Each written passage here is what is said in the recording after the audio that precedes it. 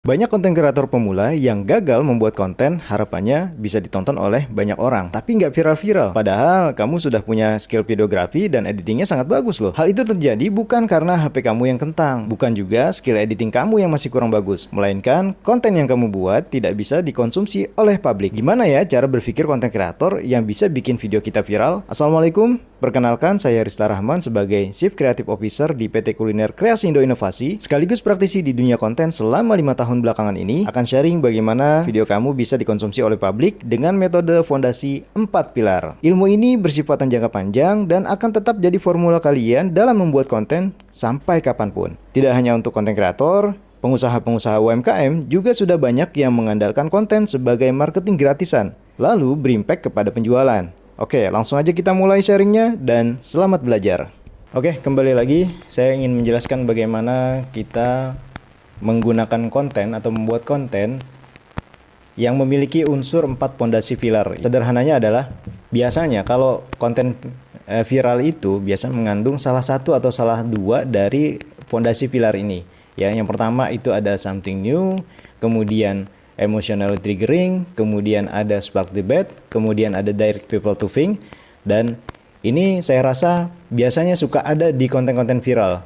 Dan ini bertujuan agar supaya teman-teman ini bisa bekerja bukan hanya sekedar mengambil dari keberuntungan aja, ya. Kali aja nanti ketika udah bikin video tanpa setup, ya kali aja nanti viral. Ya itu boleh gitu kan. Tapi tidak akan ada salahnya ketika kita men-setup itu dari awal, ya. Jadinya kelebihannya adalah ketika kita setup yang kuat dari awal, ya, kita bisa mengevaluasi apa sih yang salah dari konten yang kemarin. Kenapa sih kita rencananya apa, ternyata hasilnya apa. Itu akan menjadi bahan evaluasi kita. Oke. Yang pertama, apa sih something new itu ya? Ini pilar yang pertama. Pilar yang pertama itu something new. Terkesan aneh, tidak biasa, mengundang perhatian orang sekitar. Ya, contohnya ada di konten Aero Street ini ya. Mungkin kita bisa saksikan sama-sama ya videonya seperti apa. Kasak Sasa di event Aero Street.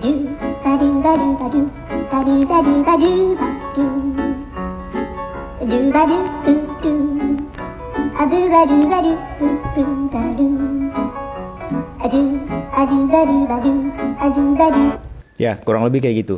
Apa nih yang dikatakan something new pada konten ini, Aero Street ini? Nah, terkesan aneh dan tidak biasa. Yang di kepala orang-orang itu apa sih biasanya kalau misalnya paper bag atau tas belanja, biasanya ukurannya kan kalau nggak ukuran A3 ya, paling besar kan A3 ya. Paling kecil mungkin bisa nyampe kalau untuk ukuran parfum itu di A5. Nah, cuman ini Aero Street sengaja dia membuat paper bag yang nggak biasa di pikiran orang-orang lain. Nah, itu yang dikatakan something new. Jadi kalau kita mau buat rumusan adalah apa sih yang di kepala orang-orang tentang paper bag? Nah, kita mau buat beda. Oh, kita buat aja yang lebih besar lagi biar menjadi mengundang perhatian orang. Ya. Pada akhirnya konten ini karena ada something new-nya, dia berhasil sampai 4 juta views ya. Kayak gitu. Lalu ada nggak something new yang lain? Ada. Saya mau tunjukin. Ini nggak hanya dari propertinya aja ya, tapi dari jenis kontennya pun kita bisa tahu ini something new-nya di mana gitu. Oke, kita coba tonton ya. The real nasi bebek cuman 18.000 aja. Bebek bumbu hitam di Balam ini kan nggak banyak. Favorit gua di bebek bumbu hitam bae. Kenapa, Der? Karena bebeknya edek, bumbu hitamnya melimpah dan sambelnya banyak. Harganya 18.000 aja. Murah, kane, banyak bebek. Langsung aja kita gasin. Der, sekarang di Mbak ini pakai sambal ulek, Der ya? Ada, Bang. Sambal apa, Der? Sambal hijau, Bang. Emang kalau kita beli bebek udah berapa aja? Oke. Apa kira-kira something new yang ada di dalam video ini? Pertama, dia nyebut Real nasi bebek cuman 18.000 aja. Oke. Menu bebek ini dijual di harga 18.000 udah pakai nasi, ya. 18.000 sudah pakai nasi. Sedangkan banyak di luaran sana orang itu biasanya kalau beli nasi bebek harga 18.000 tuh jarang gitu. Yang ada yang di kepala mereka adalah paling murah itu 22.000, ya. Paling murah 22.000 kok, tapi ini ada yang jual 18.000, maka jadi bahan pertanyaan kan di situ. Nah, Ini adalah suatu hal yang baru di mana apa yang di kepala orang itu biasanya di harga berapa, kemudian kita mau coba jual di harga 18.000 gitu. Udah pakai nasi lagi. Nah, kita bisa buktiin di konten ini kayak gini. Bebek mulai dari harga 18.000 itu udah pakai nasi. Udah pakai nasi. Ini nggak kebiasaan der. Tuh. Kalau nggak pakai nasi Ya. berapa berarti? Kalau nggak pakai nasi dia mulai dari 13.000, Bang. Ya udah gue mau order lah. Tuh. Kalau nggak pakai nasi dia mulai dari 13.000. Nah, biasanya di bebek di luar sana itu 18.000 tuh nggak pakai nasi, malah biasanya cuman bebeknya doang gitu. Tapi di sini harganya 18.000. Nah, jadi seperti itu ya, something new-nya ya. Di materi berikutnya itu ada emotionally triggering. Emotional triggering itu maksudnya gimana sih? Kita bisa men-trigger emosional orang. Jadi kalau kita mau lihat ya, emosi itu isinya apa sih? Bisa haru, bisa sedih, bahagia, marah, atau malu, atau cringe gitu ya. Ini bahasa yang sekarang ini cringe ya. Apa itu cringe? Mereka yang ngelakuin, kita yang malu. Nah, itu cringe. Kayak gitu. Nah, contohnya yang konten yang pernah kita buat ini mengambil emotional triggering di bahagia dan haru ya. Ini konten kita berhasil pada waktu itu ditonton 7 juta lebih dan sekarang mungkin sudah sampai 9 Jujur, juta ya. aku salut banget sama adikku. Di usianya yang masih terbilang cukup muda, tapi udah punya usaha kuliner. Jadi aku baru tahu uang jajan yang dikasih sama orang tuaku ternyata selama ini diem-diem ditabung sama adikku. Dia konsisten menabung sejak kelas 2 SMA. Dan sekarang udah lulus sekolah, dia udah buka usaha kuliner potacik ini. Pas aku tanya modalnya berapa, kata dia cuma 4 jutaan aja. Kok bisa ya anak semuda ini punya usaha kuliner, terus dia bisa dapetin peralatan dan bahan-bahannya dari mana? Ternyata dengan modal 4 juta aja, adik aku udah bisa dapetin semua kebutuhan buat jualannya. Nah, jadi konten ini memang dibuat berdasarkan kita ngegali mitra yang dimana mereka pernah bercerita alasan mereka untuk gabung di KKI itu untuk mengambil produk atau brand Potacik ini karena ingin memodalin ya, memberikan modal kepada adiknya. Nah, akhirnya kita angkat, ternyata alhamdulillah itu bisa dikomen sampai 1.400 orang. Nah, di sini kita selipkan juga di dalam cerita tersebut kalau misalkan mau gabung tuh dapatnya apa aja sih gitu kan. Kita bisa menjaring kebutuhan audiens nih. Ada yang mereka mau ngasih makan emosionalnya, ada mereka yang mau cari info lebih lanjutnya, kira-kira nih dapatnya apa aja nih kalau misalkan kalau nanti gue mau modalin adek gue gitu. Jadi seperti itu. Oke, yang kedua ini ada konten dua-duanya sebetulnya cringe ya. Cuma kita coba contoh dulu ya. Dia yang ngelakuin tapi kita yang malu. Nah, kayak gini contoh. Tahu nggak Mbak, kenapa roda itu bentuknya bulat atau bunder? Karena kalau love itu cintaku padamu. Wis masuk tak durung? Masuk akal. Ayo Mbak nih, hari ini masak apa Mbak nih? Masak apa? Masak air. Dicuekin ya guys. Nah oke, di video berikutnya ini emosionalnya dia yang ngelakuin, kita yang malu. Meskipun pada dasarnya ini bisa di setting ya. Nah ini Satu hal yang pengen banget gue lakuin, tapi belum kesampaian.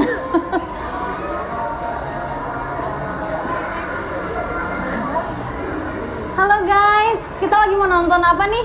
Pura-pura kak, pura-pura. Nonton apa? Horor. Ya pura-pura, tolong. Oh, Final Destination, si Putri takut banget nih. Dia mah cupu ya. Si Nabila juga, takut jangan juga ya. Iya nggak? Pura-pura kak, tolong kak. Iya. Pokoknya tungguin aja keseruan kita hari ini sama circle aku. Yuk.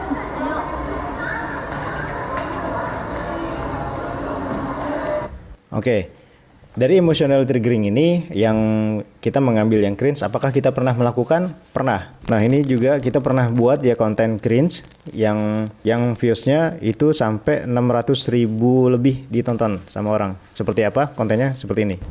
Halo kamu, mau beli dong? Iya boleh, kakaknya mau beli apa? Papa, kamu mau yang mana? Itu namanya Popo ya kak? Iya. Popo. Papa mau yang ini deh, mau yang ini. Kamu mau yang ini ya kak? Mau ini ayam sama kentang. Iya, ayam sama kentang. Ininya mau apa? Sausnya mau apa? Sausnya mau apa, Papa? Popo suka pedas. Apa? Oh, mau ini deh, mau yang mentai. Oh mau yang mentai. Papa mau 2. Bohong, nggak boleh gitu. Papa, satu aja ya. Oke. Satu Oke, aja jadi kak. satu. Iya, Oke, sebentar pakai ya kak. mentai. Aku bikinin ya. Tapi aku maunya yang ini deh kak. Ini kayaknya gede banget. Oh ini, kalau ini Iya. snack tray kak namanya. Dia tuh udah satu paket sama minuman. Oh gitu. Jadi Papa masih mau? bisa. Yaudah boleh. Aku nanti Jadi bagi mau dua ya yang- sama Mau papa. yang large atau yang snack tray? Aku mau yang snack tray aja. Oh, snack tray aja. Papa juga mau ya? Iya. Oke. Snack tray-nya rasa? Snack tray-nya rasa ini aja nih rasa apa merah-merah. Yang merah-merah tuh apa Oh kak? itu strawberry. Ada Strawberry. taruh green tea. Kakaknya mau apa? Mau papa sukanya yang merah-merah. Sukanya yang merah-merah. Iya, Berarti dia mau yang strawberry. dia sukanya red flag memang. Yaudah. Nggak boleh gitu, Papa. Ya. Udah aku bikinin sebentar ya kak. Iya dah. Papa pinter, Papu. Pinter. Banyak banget ya, Kak. Iya. Ih, Pap. Nah, jadi seperti itu ya. Itu yang dikatakan konten emotional triggering, tapi kategorinya masuk ke cringe. Oke, di emotionally triggering ini sebetulnya ada rumusannya nggak sih? Sama kayak di something new yang tadi ya. Something new yang tadi kan rumusannya apa yang di kepala orang lain, maka kita mencoba untuk berbeda gitu ya. Yang familiar di kepala orang lain, kita mencoba untuk yang berbeda. Lalu bagaimana dengan emotional triggering ini?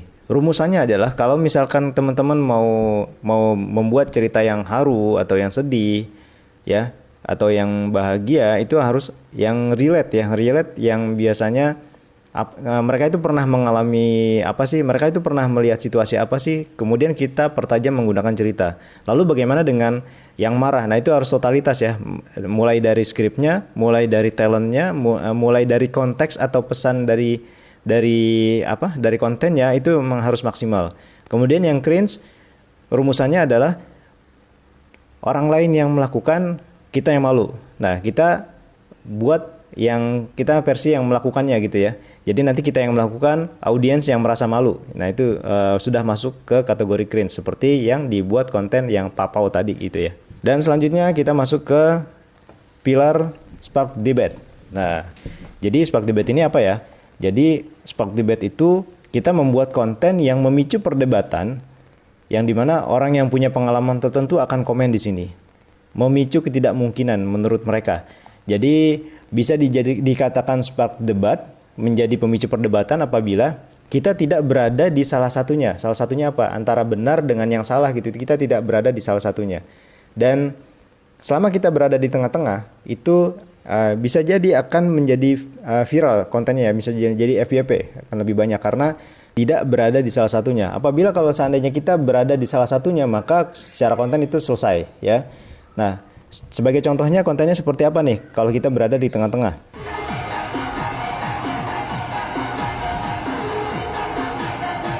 Nah, ini masuk ke konten easy ya, konten yang sifatnya gampang gitu. Cuman dikerjain mengambil dari beberapa footage, kemudian ditambahkan teks. Tapi teks ini harus sesuai dengan visualnya. Jadi kalau teks ini lagi ngomongin apa, nah visualnya juga harus menggambarkan atau bisa dibayangin sama si audiens. Rumusan dari spark debat ini adalah maka harus ada lebih dari satu perspektif. Bahkan 2-3 perspektif juga boleh. Maksudnya gimana? Nah, saya akan ngambil contoh dari konten ini ya. Ini tulisannya kan gini. Rela meninggalkan 5 juta per bulan demi 1 juta per hari. Ya. Persepsi pertama, mungkin kita adalah maksudnya memotivasi biar supaya orang itu memilih jalan usaha dibanding bekerja, seperti itu. Perspektif yang kedua, ya. Ini seolah-olah kayak menghina pekerjaan para karyawan. Nah, ini dianggap yang membuat konten ini sombong. Perspektif yang ketiga itu ada orang yang mungkin dia akan lebih tahu ya, ini yang saya bilang orang yang punya pengalaman tertentu akan komen di sini. Ya, mereka punya pengalaman tertentu, mereka merasa dia lebih tahu. Orang-orang pinter akan berkomen di sini ya. Ya, contoh komentarnya itu seperti apa? Jadi kayak 1 juta per hari itu omset atau profit kan gitu, kan jadi pertanyaan kan ya. Kalau misalnya ada lagi yang komen lagi, kalau misalkan 1 juta per hari, perharinya itu cuman 100.000 ya sama aja mendingan kerja. Nah, itu akan menjadi perdebatan lagi. Jadi seperti itu akan menjadi pengaruh spark debat atau pemicu perdebatan, begitu ya. Nah, berikutnya ada direct people to think. Jadi kita ngajak orang itu untuk berpikir seperti seolah-olah ada games di konten ini ya. Ada games di konten ini, direct people to think. Kita ngajak orang untuk berpikir, penasaran, nunggu sampai akhir. Ini juga akan menambah durasi mereka untuk menonton video kita. Sehingga algoritma TikTok itu menganggap video kita itu banyak yang suka, banyak yang menonton hingga akhir, jadi si TikTok atau Instagram atau platform sosial media yang lain itu bisa menyebarkan lebih banyak seperti itu. Sebagai contohnya konten si idealis ini ya. Bagaimana caranya abang bisa angkat minuman kalian ini ke atas ini, tapi hanya pakai telapak tangan aja? Pakai gini aja, diangkat ke atas ini. Kalau bisa, uang 10 juta langsung diambil. Gimana caranya? Yang penting keangkat ya? Iya diangkat, tapi harus pakai telapak tangan, ya nggak boleh seperti ini. Sekarang kita lihat logikanya, coba gimana? Dipikirkan secara logika, ayo dilakukan, nggak usah banyak. Cuma gini ke sini kan? Iya. Ya udah. Coba, angkat. Ya. Angkat, ayo. Ayo, gimana? Ayo. Ayo. Nah, kita sebagai audiens pasti akan nyoba ya tangan kita ini kalau misalkan kita nyoba itu gimana gitu, kita pasti ngebayangin tuh kayaknya harusnya kayak begini deh, atau mau agak dibasahin sedikit kali ya, atau ini kurang rapet kali ini tangan ini, telapak tangan kita pasti akan kayak berpikir gimana ya caranya, kayaknya gue bisa deh gitu kan. Ditambah di dalam visualnya ini ada uang yang ditampilkan sengaja nih dari awal sampai akhir itu ditampilin. Jadi kayak ngajak orang untuk coba deh lo bayangin kalau lo dapet duit ini dari hasil tantangan ini, nanti lo gimana gitu kan. Coba dong kita ikutin nih gamenya gitu. Meskipun kita tidak mencoba gamenya secara langsung, tapi kita minimal ngebayangin ya. Dan ditambah kita juga akan menonton dan penasaran apakah si Iben ini berhasil atau tidak, kayak gitu.